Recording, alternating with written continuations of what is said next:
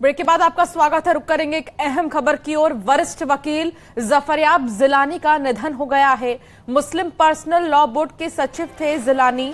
बाबरी मस्जिद action committee के संयोजक भी थे जिलानी। यूपी के अपर महाधिवक्ता रह चुके हैं जिलानी। लंबे समय से बीमार चल रहे थे। निशांतगंज के अस्पताल में उन्होंने आखिरी सांस ली है। बता दें कि कई बड़े केसेस वो लड़ चुके हैं और सबसे बड़ी बात तो ये है कि मुस्लिम पर्सनल लॉ बोर्ड के वो सचिव थे। ऐसे में बाबरी मस्जिद एक्शन कमेटी के संयोजक भी थे जिलानी। जफरयाब जिलानी ने आखिरी सांस ली है और अब उनका निधन हो गया है। यूपी के अपर महाधिवक्ता रह चुके हैं जिलानी। लंबे समय से हालांकि वो बीमार चल रहे थे, परेशान थे। निशांतगंज के अस्पताल में उन्होंने आखिरी सांस ली है। मोहम्मद शबाब हमारे संवाददाता हमारे साथ जुड़ गए हैं। मोहम्मद, क्या जानकारी मिल रही है?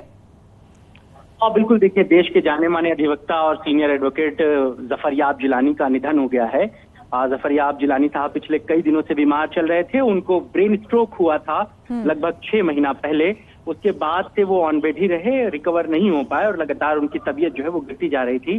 पिछले 1 सप्ताह से उनकी तबीयत बहुत ज्यादा नासाज चल रही थी और आज सुबह आपसे थोड़ी देर पहले ही उन्होंने राजधानी लखनऊ के निशांतगंज हॉस्पिटल में अंतिम सांस ली है।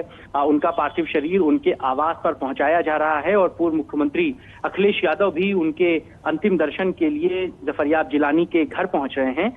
आपको बता दें कि जफरयाब जिलानी ने बाबरी मस्जिद एक्शन कमेटी के अध्यक्ष के रूप में और बाबरी मस्जिद के केस को लड़ने के तौर पर अपनी पहचान बनाई थी। बाबरी मस्जिद का जो केस मुस्लिम पक्षकारों की तरफ से लड़ा गया था उसमें जफरयाब जिलानी की एक बड़ी अहम भूमिका थी और उन्होंने अपनी पूरी वकालत बाबरी मस्जिद के ही मामले को सुपुर्द कर दी थी। उसके बाद उन्होंने कोई केस नहीं लड़ा, सिर्फ बाबरी मस्जिद के ही केस को लेकर के उनकी पहचान पूरी दुनिया में रही और उन्होंने इस मामले को सुप्रीम कोर्ट तक लड़ा है। तो सीधे तौर पर जफरयाब जिलानी के निधन से एक बड़ा नुकसान हुआ है। पूरे समुदाय में शोक की लहर है। उनसे मिलने वालों की, उनके पार्थिव शरीर को अंतिम दर्शन करने वालों की बड़ी भीड़ उनके आवास पर पहुंच रही है और जफरयाब जिलानी के निधन के बाद से पूरे प्रदेश में शोक की लहर। बहुत शुक्रिया मोहम्मद जानकारी साझा करने के लिए।